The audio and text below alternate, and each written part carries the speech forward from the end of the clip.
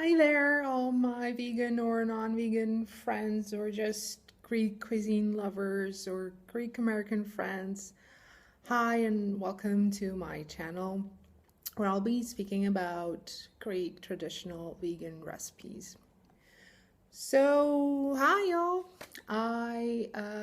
This is the first of a series of videos that I have the ambition to make about recipes of the Greek cuisine that are completely vegan. And why? Well, because I'm Greek and because I'm a vegan, duh. Now, let me just get this clear. I'm a vegan for ethical reasons. I watched how our meat and dairy and eggs are coming to our plate. And I just said to myself, no, I'm not doing that anymore. I'm going vegan. But wait, it sounds kind of hard. Like, how do I do that? Let me try it out first. So I went to this vegan restaurant in this town where I live, and yeah, it's a gourmet restaurant. Way to go, vegan restaurants. Like, I wish all the restaurants were vegan, so that this cruelty will come to its end eventually. So yeah, I was not very satisfied from what I ate, but I'm not here about that. I'm not here to talk about ethical issues. You're fully grown adults. You know what you're doing, and we have democracy. You can make your own choices.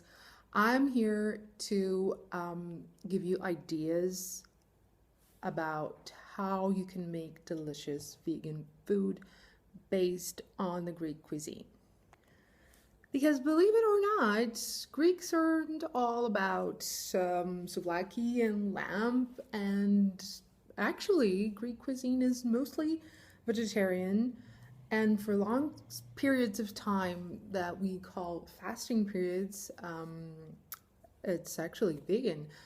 And of course, that's quite debatable about fasting, I mean, because, well, first of all, I'm an atheist, so it's not about religion. It's about killing innocent creatures that haven't done anything to us and taking advantage of them in the most cruel ways. And the other thing about Greek fasting is that during fasting, seafood is not considered to be animal food, like calamaris and octopus and shrimps. They are considered as non-blood creatures, so you can eat them. What? Anyways, we're not here to talk about that. Who are we to criticize Greek Orthodox religion? We are just here to talk about food, delicious food that is relied on Greek tradition. And I'm so sorry to say that vegan restaurant people, keep doing your amazing work. We're right behind you, and I'm pretty sure you can make delicious things with tofu and seitan and soy. Well done. But it's just that my taste buds, they're used to different kind of foods, the foods that my mom made and my grandma and my aunts. And I'm sorry to go on and on about female relatives, but that's the Greek traditional family. It's not sexist. I'm not sexist. It's the way things are. Cooking is traditionally mom's job in Greece. I don't agree or disagree with it. It's just the way it is. So another reason I'm making this video is not only, of course, to give you recipes, but to help you discover this whole side of the Greek cuisine that we don't find in touristic restaurants and Rhodes and Mykonos. And Greek cuisine is not only tzatziki and feta and Greek salad and moussaka and whatever you can usually find, which are all very delicious foods. But in our everyday family table, the things we eat are much more variable and interesting. So I'm hoping to get you acquainted with that, all of that which is vegan.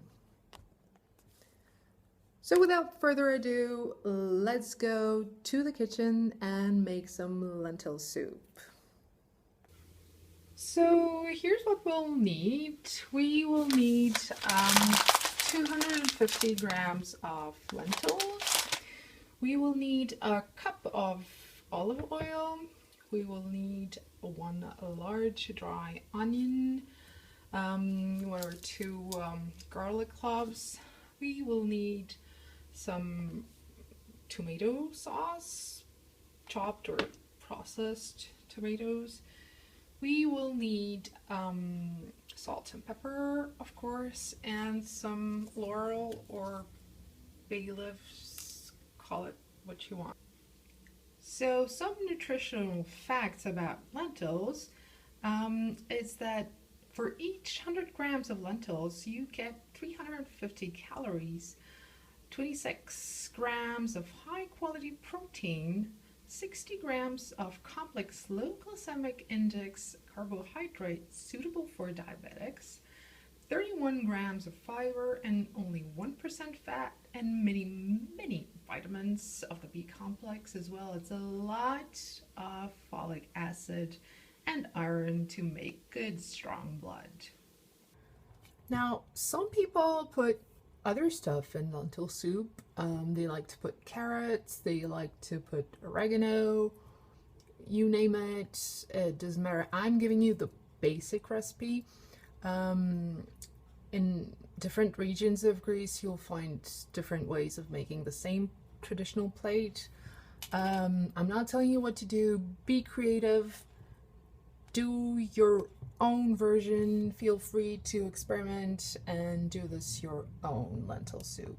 So first things first, as for every food preparation, be sure to wash your hands and put your hair behind your hair, because hair does not add any nutritional value to any kind of food. So I didn't wash my hands, I fooled you. No, just kidding, of course I washed my hands. I am going to boil 250 grams, like half a pack of lentils for about 4 people's worth of soup. Now, depending on where you bought your lentils from, you might want to wash them first. Sometimes you can find some tiny little piece of dirt or small little stones, so be sure to wash them a bit first.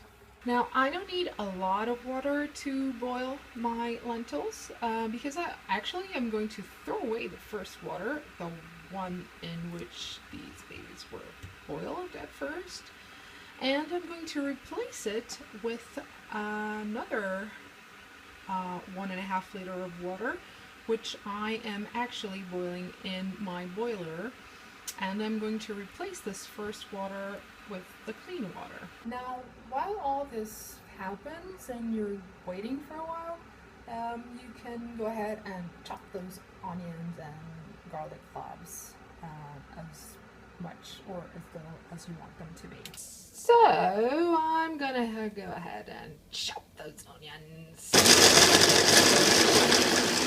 and garlics, and my hands and fingers are all smelling garlic, and thank God my boyfriend's not here because he'd be like, oh darling, let me smell your hand, like ugh. So yeah, garlic is definitely not the most romantic thing in the world, but it's really giving it some amazing taste and smell. So there are my lentils boiling, and my boiled clean water is already done. I'm going to go ahead and drain them. So there you go, we're draining them. In no case are we rinsing them because we don't want them to understand that the boiling has stopped. So we put them immediately back to our pot or kettle or whatever you want to call it, and we're pouring this nice fresh boiled water and immediately put them back on fire as if nothing happened. And yes, we fooled you, lentils. Now the reason we do that is because if we had kept this first water, our lentil soup would be very, very heavy and we would be like, oh, my stomach is bloated, and it will be very heavy. So we need to really throw away this first water and add nice boiled clean water and just really fill them and really do it quickly so that they don't lose their temperature.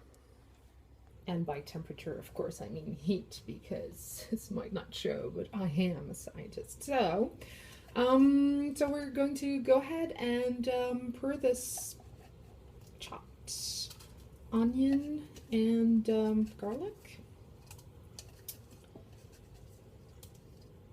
inside. And at this point, I'll tell you that many people like to first saute the onions and garlic in the olive oil, which is legitimate, but frankly I think it's not very healthy and I don't do it. Besides, I don't think it adds so much more to the flavor than just pouring it at this moment.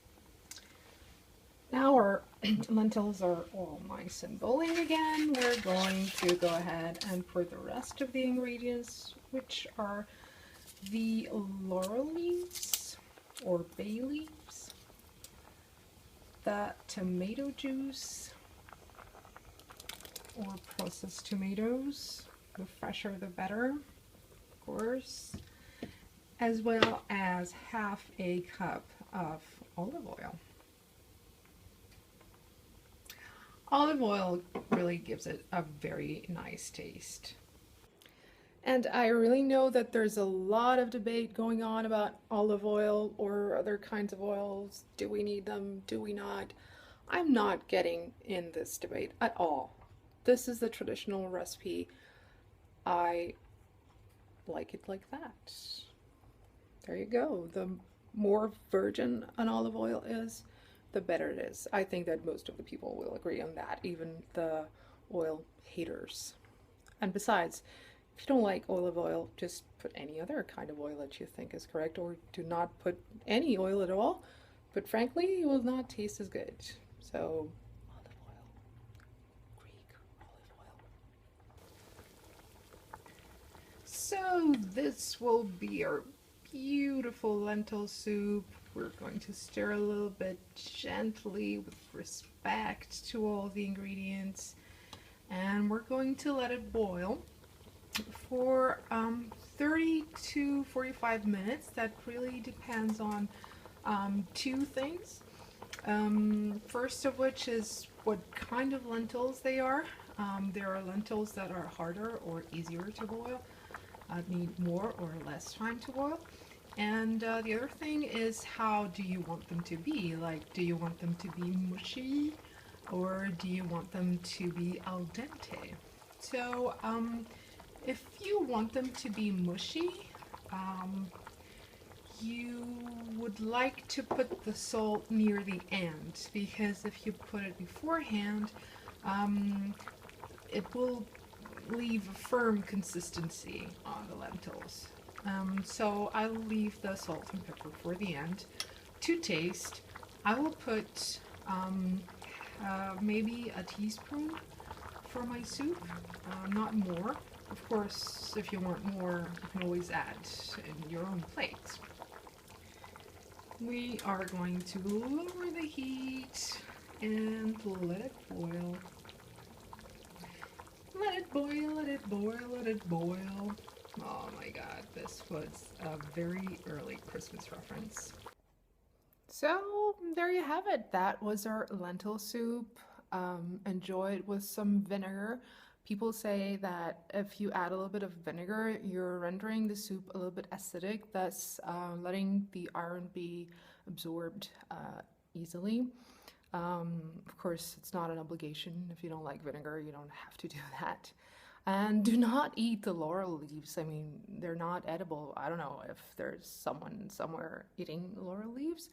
They're not meant to be eaten. They are meant to give some fragrance. So leave them out of your soup. Enjoy, and I'll talk to you next time with another amazing recipe. Bye!